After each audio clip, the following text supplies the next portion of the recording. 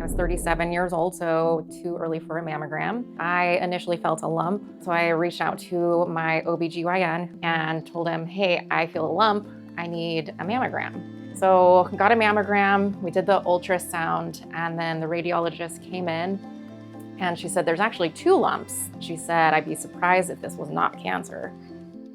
And I went out through the waiting room where my husband was, and I just ran to the car, sat there with him, and I'm like, they think I have cancer. I'm 37, I'm healthy. I have young kids, like me? How is that possible? Kari was diagnosed with HER2 positive breast cancer.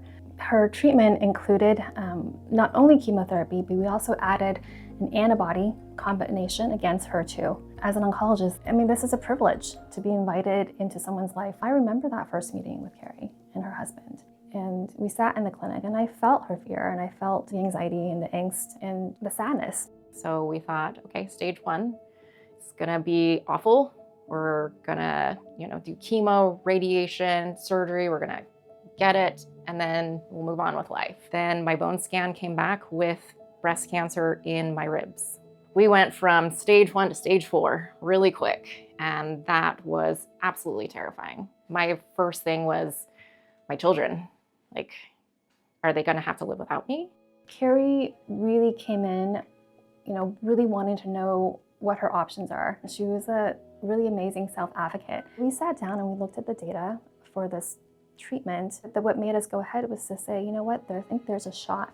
Dr. Top, when we first met her, my husband and I were like, this is the oncologist that we want to be with. She came in as this beacon of hope. And when I came here, she was like, we're gonna do 6 rounds of chemo and then we're gonna check. That was absolutely hard. That was the hardest thing I've ever gone through. Chemo is rough, but it works. And at 6 weeks, there was no cancer. Not a single bit of cancer showed up on any of my scans.